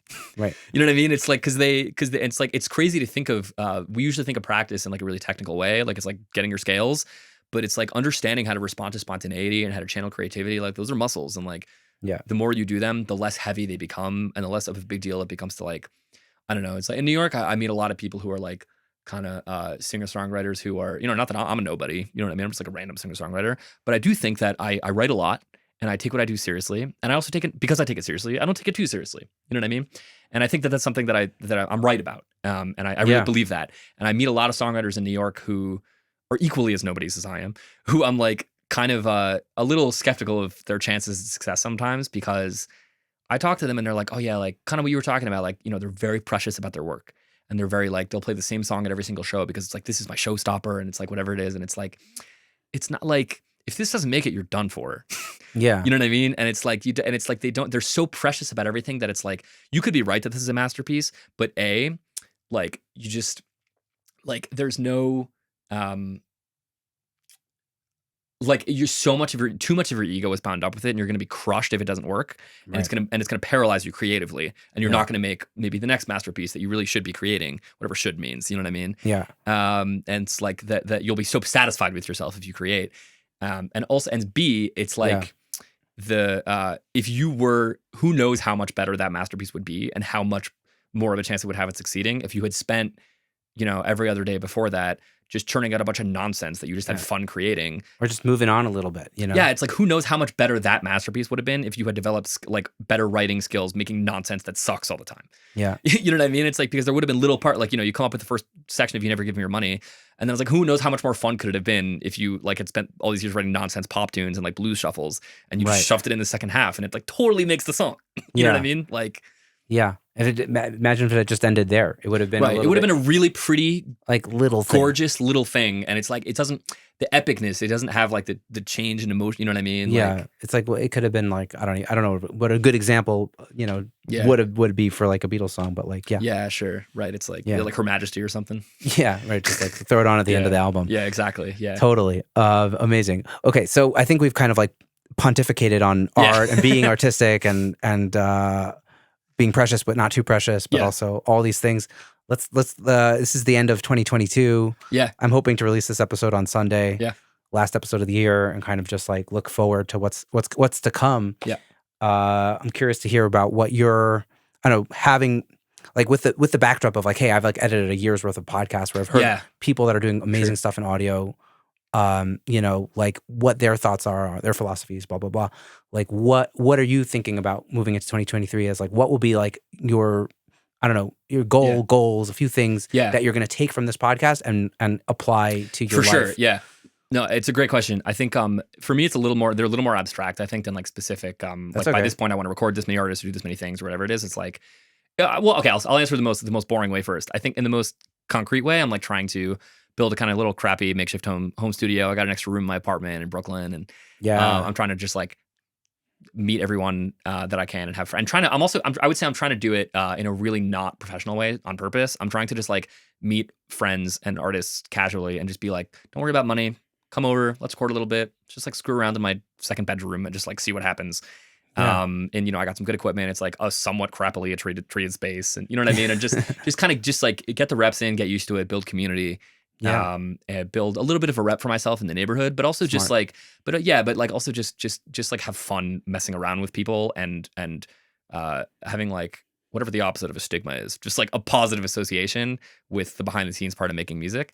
Because I think, and the reason for that is that I was so intimidated about all of it for such a long time that I'm kind of trying to like create a positive association with all of it. Like I don't, you know what I mean?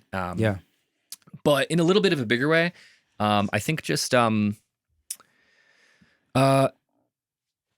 like, I don't know, maybe it's the same thing. But it's like trying to have less baggage with creativity, and specifically on like the audio front, whether it's like recording, production, whatever.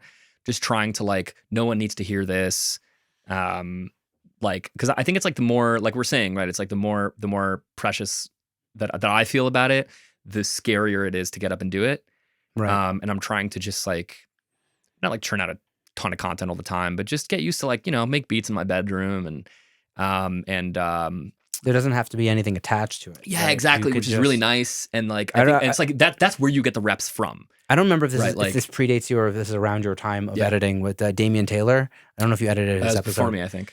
He just I think it was right before me. He talks about like waking up in the morning and just like rolling out of bed and just churning out a piece of art for like 50 minutes without like any expectation of anything happening. But you're just like, you've set your day off and you've like accomplished what you need to accomplish. Yeah. So I'm very good at that with guitar. I just roll out of bed and screw around because it's like, it's like, I think it's a funny thing also. It's like, I think there's an insecurity that like a lot of artists have about like, or anyone in this world has of like, I need to tell everyone and prove to everyone how, like, I need to tell everybody how comfortable I am with it all the time. Because I'm not comfortable, you know what I mean? Like, and it's like when you really love something and you're really comfortable with it, you don't really need to talk about it ever because it's always there. Like in some ways I play less, I think probably like objectively I play a lot less guitar than I ever have in my life, but I feel like a better guitarist than I've ever been. That's exactly how I feel about bass, by the way. Yeah. It's like, I've never played less bass because I'm gigging less than I ever have. Right. I've never felt like a better guitarist. And I mostly play bass when I'm recording bass. Right. But I feel like my rhythm has never been better. Never been like when I do rehearsals with bands, like I've never been more locked in playing the most appropriate notes. Totally. Because you're working on like, it's like the Alan Rickman thing again. Like you're doing other things that like always influence the thing that you're doing. Right. But it's also like, and more than you're living in the world, you know what I mean? It's like, but also that it's, but also on top of that, it's like, it's not that, precious. It's like, or it's maybe rather it's like so precious to me that it's like it's always going to be there. I don't need to guard it all the time. You know what I mean? Yeah. So I think I'm definitely there with guitar. I'm very far from that. I think with production engineering, mixing, that kind of thing.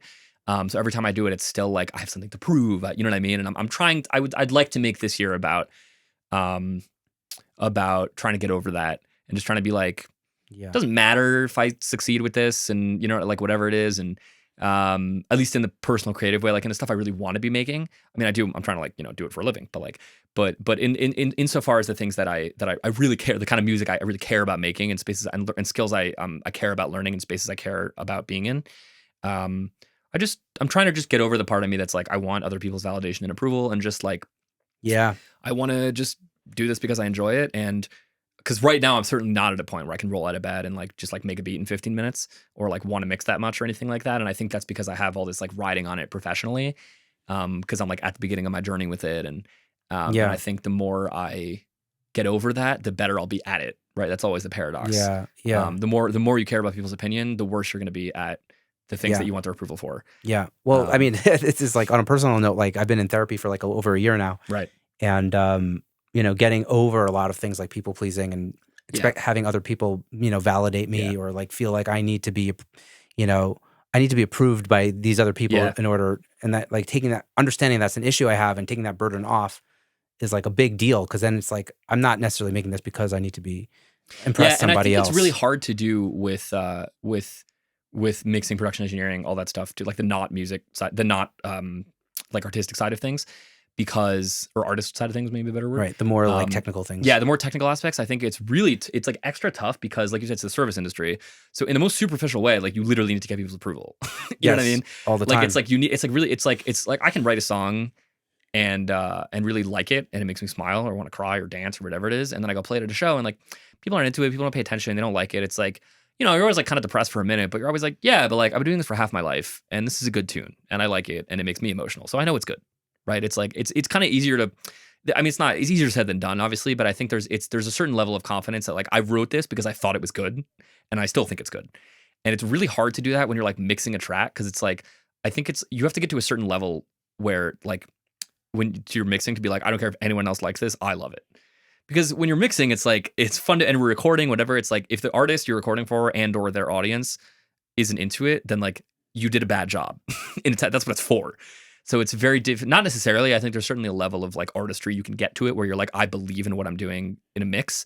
But I think it's a higher threshold than like literally like writing a solo acoustic tune or like writing a tune for a band. You know what I mean? Like it's different than writing. It's like, and I think that's also why it's easy to get wrapped up in the approval thing with it. Yeah. Because approval, it's like, it's part of the job. You know what I mean? In a different way than with writing. And that's something that really bugs me out. And I'm kind of trying to get more to a space of just like, I still get like butterflies sometimes when I send out a mix or I'm waiting for somebody to approve it, or if they're typing on WhatsApp or something. And it's like, oh shit, maybe they don't like it. Right. And then for me, that's like conjured up with, that's like tied up with like, maybe they don't like me, or maybe I'm useless and invalid. And totally. all like this identity that I've mixed up with all of this. Right. Yeah. And you're sitting there making a living out of it. And you're like, how am I ever going to make a living doing this if whatever? And you're like already making a living doing it. And you're like still in doubt about whether you're capable capable of doing it. Yeah. Like, yeah. you know, it's like, Yeah. So I'll say that. That's another conversation. Yeah. Like, am I successful? Like, people think I'm successful, but I don't think I'm successful yet. Crazy Do I want to be syndrome, successful? Always a bigger fish. Yeah. All these things. Right. And it's like, So I think my short answer is, goals is like, be less precious, try to make it like more of an ever-present thing in my life, and therefore something that I don't, paradoxically, like, don't need to work at that much or that often, because it's just something that I just around and I like it, and I'm around it a lot, and I don't need others' approval with it.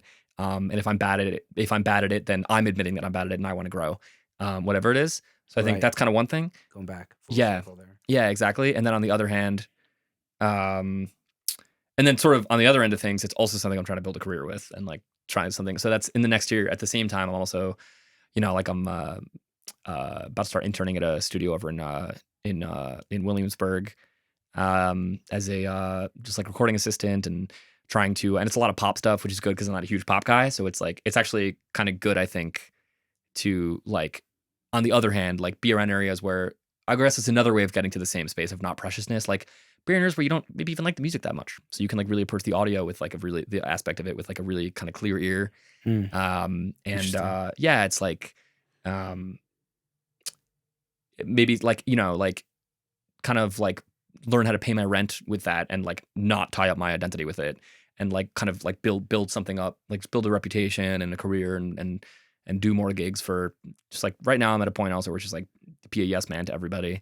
Yeah. You got to go through that stage. Yeah. Like do any gig that comes up, and then separately at home, kind of like sort of keep that separate from my creative self, and learn how to like treat it like a job.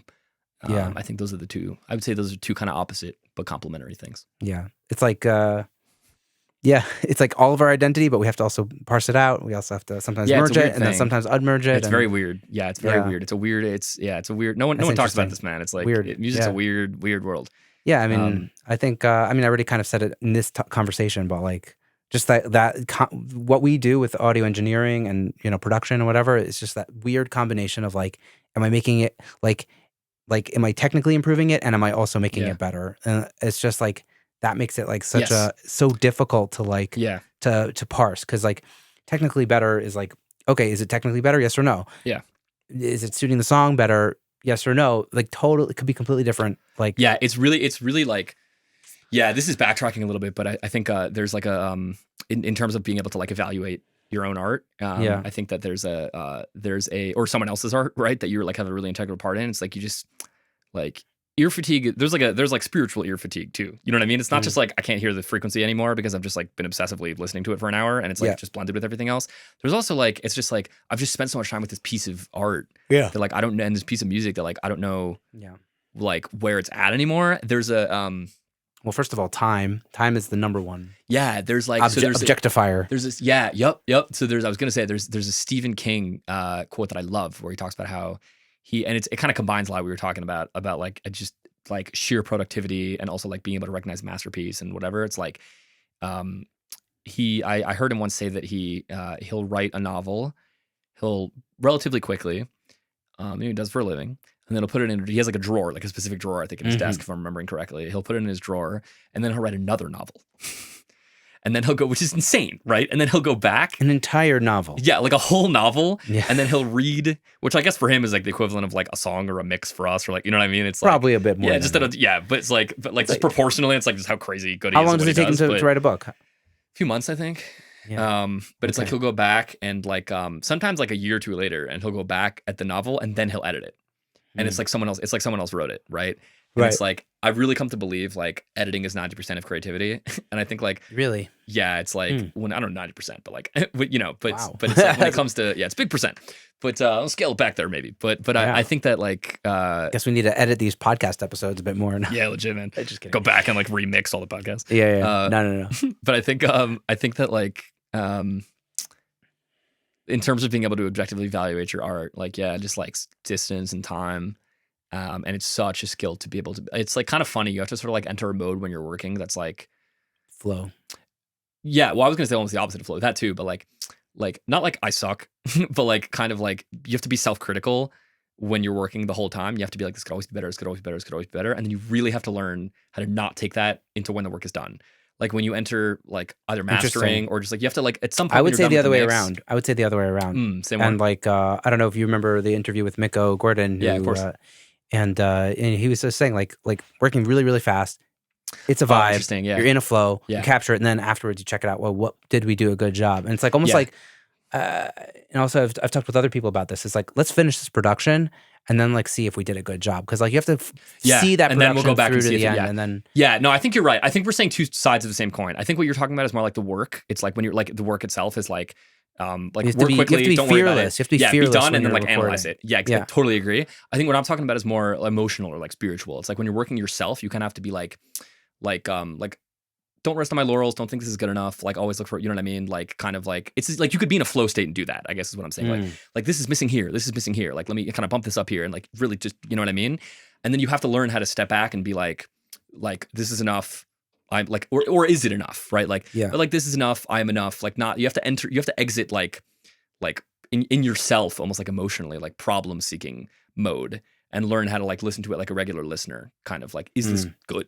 Like, do I enjoy it? And like not, and like shut off the part of your brain or ignore the part of your brain that's like, can this I be suck better? Because I've done this. Yeah, exactly. Like you have to learn how to be at peace with it, I think. Mm-hmm. Or maybe it can be better, and maybe it's like, okay, now I've learned that. But learning how to say that objectively, like not being too attached to that statement when you say it. Like it can be better, but it's not because I suck or I'm bad at what I do. Right. It's because it can be better, and I'm going to make it better, and then I'm going to stop when it's better. Like you know what I mean? Like knowing how to get objective. Yeah. Listen objectively. Maybe time. Yeah. Maybe a year time. Later. Some kind of distance. Time is best, and if you can't have time, then learning how to cultivate a part of yourself that's like, okay, I've worked a lot, I've tried a lot. Now I'm just gonna listen, and I'm gonna try to not judge. You know, it's like. Yeah, that's something. That's a really like you got like the physical ear when you're working, and then like the metaphysical ear afterward. Yeah, I really knowing how to listen. You know, I really like to listen to what I worked on like later at night or whatever. After like when I'm doing dishes, I'll put my AirPods on. You like switch brain modes, you know. And I'm in a different zone. I'm in the kitchen. I'm like, you know, whatever it is. yeah. And then I just like listen back to what I did. I'm either really proud of myself or like, oh. Or you're like, oh, I fucking yeah, totally. Yeah, and more times than not, I'm overall proud. But then there's a couple things that like, oh, I realized like you go back. I didn't realize you do like a second pass. I realized that piano riff was not very good. Yeah, you know, like, well, we're gonna change that. Yeah, it's like obvious shitty frequency that you didn't catch because you were just like listening over and over and like like the acoustic guitar sounds like crap. Yeah, stuff like that. Yeah, exactly. Yeah, totally happens. What about you, man? What's I'm just looking at my notes here. Yeah, no, what's what are your goals? I mean, my goals are very different because I feel like I'm just at a different stage of life right now. Yeah. I mean, so much of my goals are making this more sustainable, more able to support my family while I'm doing this work. Yeah. And like it's all about like, can I systematize this? Like I'm just in a. Like, I just need to provide for my family. Like, that's where I'm at. Like, totally. I have 2 kids now, and it's like, this is not a joke. I need to make money. Yeah. Like, I need to make money. And, that's going to be a lot of different things. But again, I don't only do, music production. I do some other things also. Right. And like, I'm trying to scale like some like podcast work that I do for other people and figure out how I can like, bring in more clients, make more money, still provide a really great service. Turn it into a real business. Yeah, so I'm doing that as like a side business of like having other people edit. If I have enough clients, you'll have more work also. So having other people doing editing for me while I'm sweetening sound, QAing everything and trying to like do some of that. Yeah.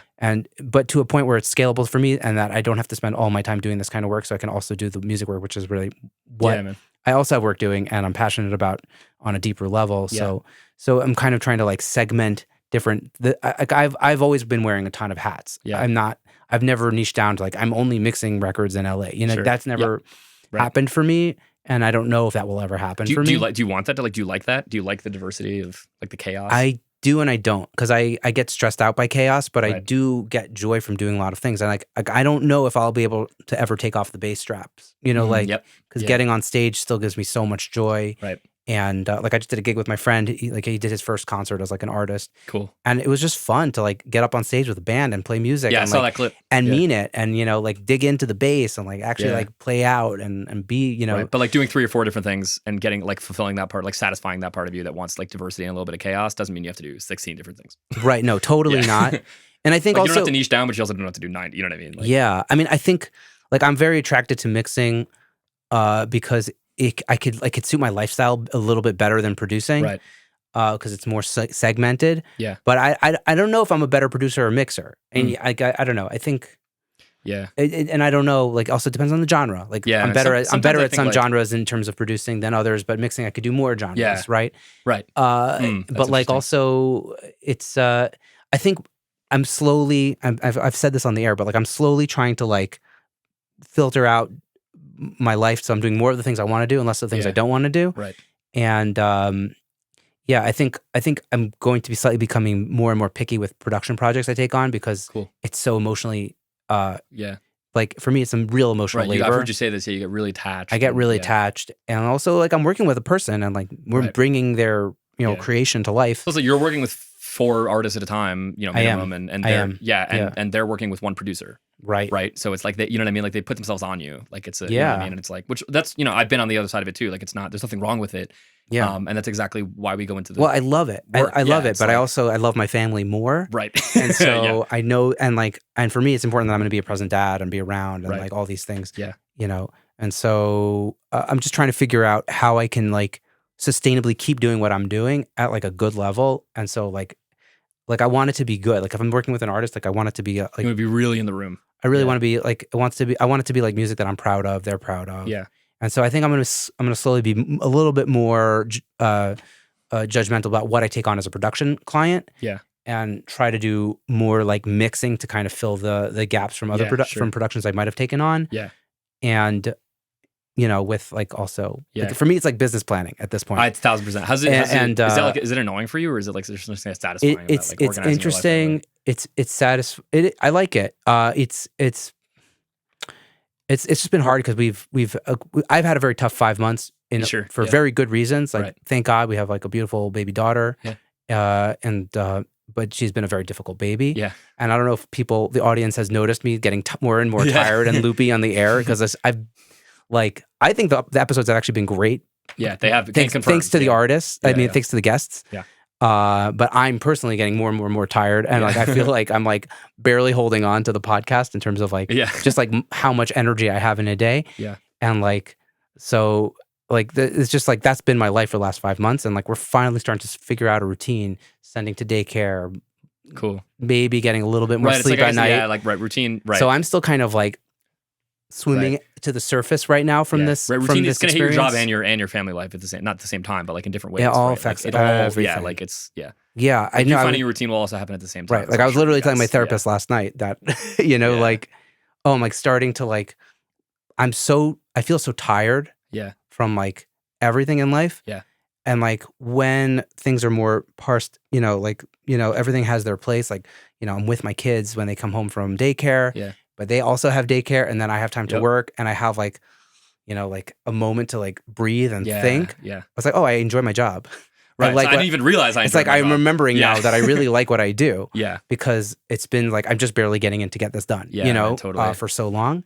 Yeah, I feel the same way. It's like That's where I'm at. I'm like coming out of like a little bit of a foggy. Yeah, in a much more 26-year-old version of that. Yeah. I've just been I've been like hustling around the city for the last month and a half trying to build this like kind of freelance lifestyle, and it's a much small, you know what I mean? It's like way less intense and serious than your life. But there's no comparisons. Everybody's but 26 has its own challenges. I've been there. But it's like I'm trying to kind of do the same thing, sort of like build this kind of freelance / semi part-time lifestyle kind of thing, and it's like you run around so much that it's like you're just exhausted at the end of the day. You're just like, oh, okay. It's like, and it's like, and then every once in a while I get a second and I'm like, it's so cool that I get to go. Like, this is the things that I'm tired for. But it's like, you need that second to make all the other stuff worth it. And if you don't have the second, then you're just tired. It's like, it's like you need that little gap to make it's like when you like what you do, you find, I think you need a lot less breaks than you did before. But like no breaks, anyone will burn out. It's just a matter of time. And it's like it's like you can do with a lot less because you're energized by the work, but it's like you need the time away to realize that it's like I still get psyched. Like when I'm really tired, when I get into the studio to do let's say a podcast at night, because it's usually after my kids go to bed, I'm like, I'm so tired, I don't want to do this. But then I'm always so jazzed afterwards because I'm so passionate about it. So it's like it gives you a second human win. bodies It gives me a second you just win. forget every time. Yeah, it gives you a second win. But then or maybe human bodies are smarter than the brains. Maybe what it is, but maybe they know us better than we know ourselves. Like tell us what's up. Richie Beretta said, "Body don't lie, the brain lies. The body don't lie." That's man. I say it's a great quote. I say that all the time. It's like as I was saying, like your body's stupid. I was like, I don't think that at all. It's like I think your brain is stupid. Right. But I think, and it's also just to kind of finish that topic off. I think also like I've always been. It's funny because like until I started getting into this kind of work for my whole life, I didn't realize I could do this for a living. Really, I always like wanted to be a musician or in some capacity or be around music when I grew up. But I was always grew up in like Jewish suburbs, very like like doctor, lawyer, make a lot of money, like that kind of thing. And it was like you got it's like it's expensive lifestyle. You got like you're gonna have family to support and kids to feed, and that went right over both of our heads. Yeah, exactly. And it was like and it's like there's no place for the arts and whatever it is, and there's a lot of beautiful things about that community, but like that was one thing that I felt really I wasn't fit for it, and I was actually shocked as my friends started getting into that zone. Like I was like, wait, you're not like me gonna do something different, right? I was shocked at how everybody kind of fell in line and started getting jobs, like going to law school, going to get and respect. Like these are people I love very, very dearly who do, you know what I mean? Like they're trying to start families young and they're trying to like save for mortgages and they're investing in their future. For sure. You know what I mean? It's it's just a different it's no shade at all. Yeah, but of course not. Yeah, I was just shade that I was just shocked that it was like I was like the only one that was like all of going on that journey. Oh shit, like I'm really gonna. How is it just me? All the cliches about like pursuing your dreams when you're a kid and how hard it is become really real. You're like, oh, like it really is. Like I'm kind of alone in this. Like you know what I mean? And then like finding artist communities also becomes like really important because you find there's just a bunch of other washed up losers who like spend a lot of their time doing art and like you know what I mean? And it's like and it becomes really special because you all but anyway, I think I can talk about that for an hour, but I think that anyway, like I think what was I saying? That looking forward on the year. What'd you say? No, I'll let you finish your. I've got it. Yeah, no, sorry. Oh my god, I totally lost my train of thought there. I'll edit this part out. Or we don't have to edit it. But this is going to be a one-edit episode. Yeah. We don't have time to edit this for Sunday. Yeah, it's true, man. I think that the creative journey. Yeah, like when you when you from a young age, like I thought I was gonna do this right. I remember what I was saying. Here it is. It's like I thought I was going to. I always wanted to do something like this, but I didn't really understand it. And so I developed a very strong identity from a pretty young age because I was kind of, I think like a lot of kind of hippie, artsy kids who, especially people who grew up in environments that it's not so encouraged. I grew up with a very strong consciousness of like, work sucks. It's like the least important. I've always been like that in school too. It was like school was kind of like, I was like a smart kid, B student. You know what I mean? I was like, never tried that hard in school. And I love that about myself to this day. I'm very proud of that. It's like, in a funny way. Like, I'm like, I don't know, you don't prioritize that stuff too much. It's like, you go home, you play guitar, be with people you love. You know what I'm saying? Like you watch a great movie, like that's life. That's what matters. Right. And it's funny because now I'm kind of like, for the first time in my life, really, I think really realizing that I can make a living doing what I always wanted to make a living doing. And it's an interesting thing because I find myself like, for the first time, I actually enjoy working. And I'd never enjoyed working. It was always very easy for me to just kind of work, go home, turn it off. Right. And now it's like, for the first time, it's like, I find myself like, thinking about it later on. Taking less breaks. It's always been very easy for me to like take breaks and like avoid work and it's like prioritize my mental health and my friendships and whatever. And for the first time, it's like, you know, not sleeping a ton, working a lot, like doing all those things. And it's like an interesting kind of new challenge for me because that's great. Yeah, but it's a good problem, but it's like I find myself losing the parts of myself that were always first. And you know what I mean? And it's like what you're saying, like you love what you do, you got a beautiful family, you got 2 kids, one is brand new. And it's like and it's like you love so much what you're doing that you forget that it's like at the end of the day, it's like you're not able to do any of those things if you don't have at least a minute a day, really truly alone, like by yourself. Like, you know, you come into this world alone, you leave this world alone, you got to learn how to be with yourself. And it's like you're just not able to do those other things if you don't prioritize that. For me, I need that like those like 10 to 20 minutes of like just me time. Right. And it's like you need less and less of it the more you like what you do with your life. Right. That's true. But it's like I've definitely been in jobs that I hated or like been in school or been in positions in school where I just like didn't like what I was doing during the day. And it's like I just found I was like just taking hour walks all the time and, you know, going home playing guitar for hours and hours and hours and like it's tiring. So you need more time to yourself. And when you like what you do and you feel like yourself more of the time, You really can get by on less sleep and those things, whatever. But that doesn't excuse, it's just everyone. I'm just, I guess I'll say it again, but it's like, it's really a big belief of mine. Like, you just come into this world alone, you leave this world alone. You need some time with yourself while you're here. You know what I mean? Interesting way of phrasing it. Yeah. It's like, you gotta learn how to be present with yourself in order to be with other people and to do the work that's important. I don't know why I'm thinking about this, but I'm thinking about like that's the most important how thing much our cell phones have like crept into our personal space and our time for our brains to kind of decompress and figure out where we are. Yeah, I love going to the movies for this reason, because it's funny because like I feel like I grew up kind of at the last generation where like parents were yelling at their kids for sitting in front of the TV all the time, and now it's just like a way of living. But like, right. Well, like, we try not to let our kids watch too much. Yeah, it's a great move, and like no one does it anymore. I feel like no one's like I feel like now it's just a part of life. Yeah.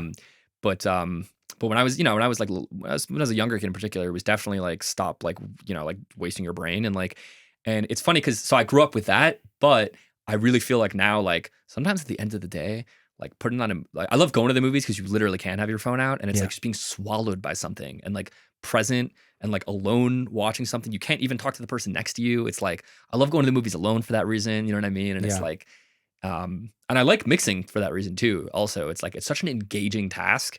And it's like you can't like I do love that also. Yeah, it's like you can't like it's I'm so overstimulated in like New York 2022 freelancing, doing a bunch of different stuff. It's like it's really overwhelming. It's like I'm constantly running around and it's like I'm very time aware all the time. And I find that like when I'm making music, whether it's playing guitar or producing or mixing or whatever it is, it's like or just making a beat or some, stupid whatever. It's like I find like hours pass and it's like I have no grasp on time. And it's like it's one of the only music has become one of the only activities that I still feel that way about. That's amazing. Yeah. Yeah, and when you're talking about movies, I was like so relating to it, and I haven't been to a movie since the pandemic. Actually, the last movie I saw was 1917. I remember. I know because I saw that. I was in Belgium at the time when the pandemic started, and I saw it. It was set in Belgium, and I saw it and went to a movie theater with a friend of mine in Belgium. Amazing movie. Yeah. So I remember it was a week before the pandemic started. Intense. Yeah. And which was a year also right before another pandemic, ironically. Yep. And it's true. Funny call. And so I might go to a movie tomorrow night. We have our first. Me and my wife have our first date night, like our first like proper date night. Like my parents are going to watch our kids. Yeah, nice. So hopefully. I know it's going like to it seems the best, man. It's like even though I haven't, even though we're not going to talk during the movie, we'll get dinner afterwards and talk, whatever. But like being in a movie theater just seems like such a nice way to spend time. Just be like fully engaged with it in art or something that's like not like has nothing to do with my regular day-to-day existence. Yeah, it's like just getting really lost in something is like so. It's like.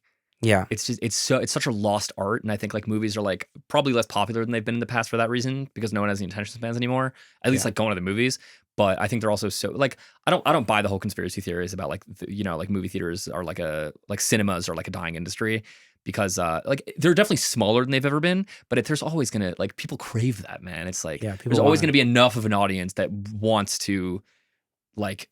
Yeah, it's like people think of it as escapism, but it's not. It's being present. It's also the best way to experience a movie. The same way that a live show is the best way to experience a live artist. Yeah, right. There's always going to be. It's like streaming services aren't going to like kill live music. Like I feel like there's such like totally. Yeah, like people are so scared of that stuff, but it's like they're different worlds. Yeah, and I hear you speaking a lot on the podcast also about this return to kind of imperfection and post-pandemic like distortion in music and and a return to live energy and things like that. And it's like like I perform in New York about once or twice a month, and whenever I play out, it's like I've started to see my performance as very like it's almost this like tribal, very like primal thing, and it's like people. I think people come to shows for that, and it's like same reason people go to movie theaters. It's like people you want to get lost in something, and it's harder now than ever. So there's always a place for things that there will always be a place for things that transcend, that force you to be present.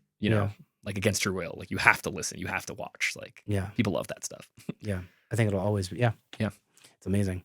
Well, this episode has been like totally different than I imagined, even though I didn't really imagine much. I was just like, you're here, let's do something. Yeah, totally. I feel like I don't even know like what my title of this episode is going to be. Maybe like pontification on creativity or something. Sure. Like just living a creative life. But yeah, like I mean, if I have you on the podcast, I have to ask you like I guess the final question of the show, right? Like because this is ask funny everybody. To be on the other side of this. Yeah. You've heard it enough times. But like looking back on, I don't know, let's say the last few years or whatever, Yeah. was there something that you did or didn't do that you'd want to impart on your earlier self and be like, yo, Gavi, that's the thing you need to keep doing, or like Gavi's quit it. Like, oh man, I should have prepared myself more for this. Yeah, I should have known it was coming. Off the cuff, come on. I think seriously though, I think trust your body is what I would say. I don't think I knew how to trust my body for a very long time, really till a few years ago. And I think I was raised very much very anxious, kind of neurotic guy, and thinking a lot about like, does this make sense? Is this, you know what I mean? Like kind of like, or like, should I be doing a lot of shoulds? Should I be doing this? And I think just look inward, trust your body. Your body's going to tell you if you're ready or not, for whatever it is. I think like if there's a new skill or a new relationship or or something you're trying to work on or whatever it is, it's like just because it makes sense to work on it doesn't mean you're ready to. Or on the other hand, maybe you're procrastinating something that you're kind of bored in your life and your body's telling you, let's move on. Kick your ass a little bit. Let's move on. Let's get going. Trust your body. Usually ignore your brain. I've started saying recently, it's like, I think your brain's really only good at making you money. That's kind of it. You know what I mean? Like your brain is good at like strategizing and solving technical issues and also like building stuff. But like besides that, it's like, trust your body. Your body's going to tell you where you need to go. And I think that interesting. I would have avoided a lot of issues. I don't really have many regrets. I don't really believe in that kind of thing. But yeah. But I would have found myself a lot less frustrated growing up. I think about a lot of different things had I learned how to trust my body more, and I'd be in a better position than I already feel like I am today, I think. Right. It sounds to me like your body is really like your subconscious more than your conscious brain. Yeah, exactly. Yeah. Right. Like your feelings maybe is a better word. Just trust your feelings, not your thoughts. Your gut, like your thoughts will trip you up. When your tummy tells you that something is wrong. Yeah, it's like trust that feeling. Yeah. Or that something's right and you're ignoring it also. It's like whatever it is, like that'll tell you where you need to go. It's gonna tell you what what job you need to get, or it's whatever, like all the, you know what I'm saying? Like it's like all that stuff. It's like so many times I've been worried, just to use one specific example, like so many times since I moved to New York in the last couple of years, have I been insecure or worried that I'm not making enough money. A very small fraction of those times have I felt like my in a vacuum, I'm worried that I'm not making enough money. You know what I mean? Like there have been times where I've like been actually concerned and be like, got some responsibilities, got to pay rent, got to get my shit together, figure out, whatever. Most of those times it's just been like I'm around people who are, like accountants or whatever it is, like making more money and or like big shot, whatever it is. And it's like, so you don't feel all insecure and like you confuse those feelings for your own feelings. But when you look inward, I think a lot of the time it's like, oh, I feel fine. Like I'm doing what I enjoy. I'm paying the rent. I'm like, I'm getting a nice lunch every once in a while. It's like, that's all. It's like, what am I really worried about is social acceptance. Right. Among people who half the time either already accept you anyway, and you're judging yourself. Yep. Or people who've, fuck them. And like, those are, if they're really, totally. It's like, you don't care about them in the first place. Yeah. I relate to a lot of that. Yeah. That's an example, I think, but just trust your body, trust your feelings. If you notice that you feel okay, you don't need to do anything different. And if you notice something's wrong, you're the only person who's going to tell yourself that you need to change. So, right. All right. Well, trusting ourselves and, let's look forward to a new year where we're trusting ourselves more. We feel more creative. We're willing to let things go, but also objectivity, all the things that we've discussed, and we can all continue to pontificate it together. Yeah. Think through it and don't take your thoughts too seriously. Just have a good time and have a good time. Have a good times. Yeah. Spinal Tap. Do things. Yeah. Do you have you ever seen Spinal Tap? Yeah, of course. Like, have a good time all the time. So good. Classic movie. Well, Gavi, it's been a pleasure to have you on the show. Thank you for editing the show and for helping me, because I was like not joking about like the sustainability stuff with me. Yeah, of course, man. I know. And I when you started working on the show, it really took a massive load off of my shoulders. Yeah, because like every week I was editing the show and I'm just like, I can't keep doing this. And I'll end with this, but it should go without saying that it's really a huge privilege to be working with you, to be editing the show, and to be listening to all the viewers at home, all the everybody. It's really been a crazy privilege to have such an intimate look into all of the people you've been speaking to this last year, and to feel even somewhat involved in what they're doing. Likewise, by the way, like I'm still in awe of the people I've interviewed. Yeah, and it's like to gain, for me also, it's been a huge deal to gain a vocabulary and to feel like I have kind of even a small part in that conversation. And it's been a really invaluable way for me to kind of enter that world. So thank you, man. Awesome. Yeah, pleasure. Yeah. All right. Nice. We'll close it out on this. And until next time, everyone, take care.